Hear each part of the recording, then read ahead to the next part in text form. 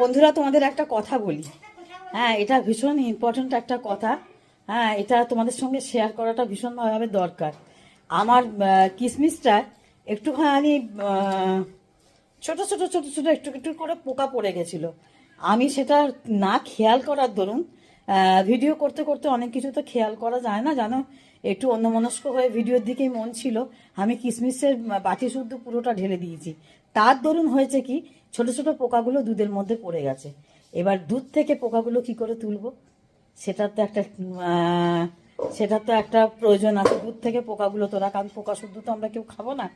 এবার পোকাগুলো কিভাবে তুলবো তোমাদের একটা টিপস দিই, তোমাদের কাজে লাগবে। যারা জানো তারা তো ভালোই জানো, তাদের আর প্রয়োজন নেই। কিন্তু যারা জানো না বা যারা নতুন সংসার করছো, তাদের অনেক উপকারে লাগবে। এই দেখো, এই কাজটা করে দিচ্ছে আমাকে আশিস বাবু। এটা করি, এই দেখো।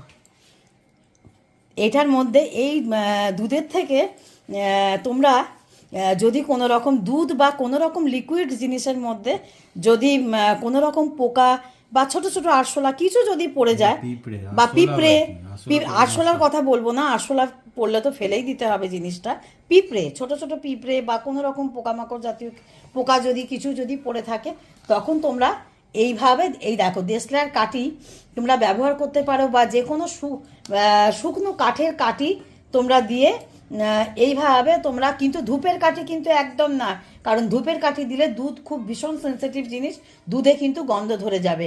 তবে উল্টো দিকে, দেশলাইয়ের কাঠিটার উল্টো দিকে তোমরা দেখো, আশিসবাবু পোকাগুলো ছোট্ট ছোট্ট পোকা বেশ অল্প কয়েকটা পড়েছে, সেইগুলো কিভাবে তুলছে সেটা একটু তোমাদের সঙ্গে একটু শেয়ার করলাম। কারণ তোমরা যারা জানো না তাদের অনেক কাজে লাগবে। এটা আমিও এক সময় জানতাম না।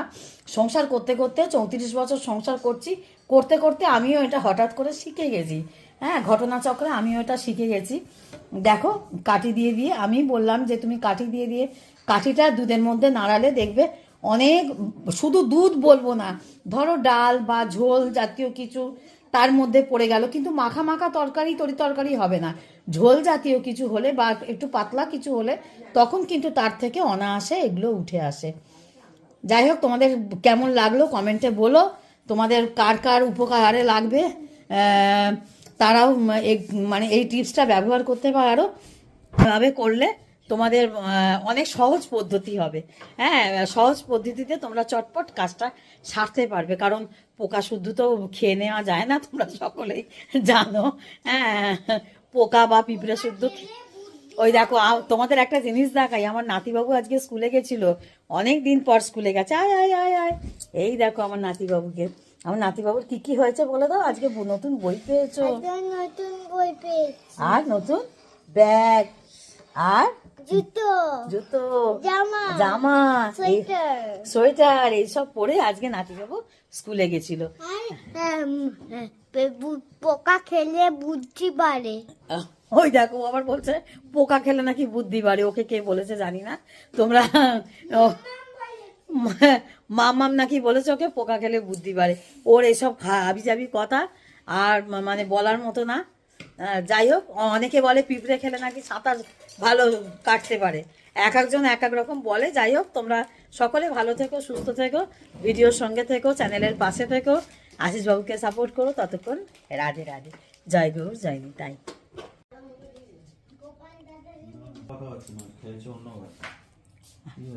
আজকে এই পায়েসটা রান্না করেছি। হ্যাঁ, তোমাদের এই আশিসবাবুর জন্মদিন উপলক্ষেই তো করেছি। এর আগের ভিডিওয়ে তোমাদেরকে তো একটু শেয়ার করলামই, দেখালাম। আর আশিসবাবু কীভাবে এটা তুললো সেটাও তোমাদের দেখালাম।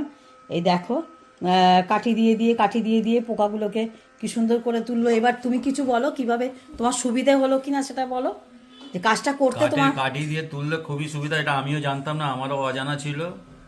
হ্যাঁ, ওই জন্য মিসেসকে বললাম। ছোটোখাটো মানুষদের মাথায় এত ছোটোখাটো উপস্থিত বুদ্ধি থাকে, সে কি বলার মতন নয়। হ্যাঁ, কিছুই বলার মতন নয়। যাই হোক, খুব উপকার লাগলো জিনিসটা, কেন পোকাগুলো দেখেই আমি অবাক হয়ে গেলাম, এত পোকা তুলবো কি করে।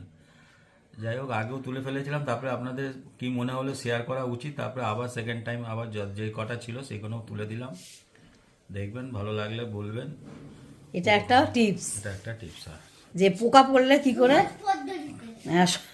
এই দেখো বন্ধুরা, আমার নাতি কি বলছে, সহজ পদ্ধতিতে পোকা কি করে তুলবে সে দেয়া হলো।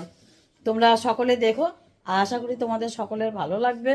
আর তোমরাও নিজেরা এইভাবে বাড়িতে কোনো কিছু অসুবিধার মধ্যে পড়লে এই টিপসটা তোমরা ব্যবহার করতে পারবে। হ্যাঁ, তোমাদের অনেক উপকারে লাগবে আমি বলবো।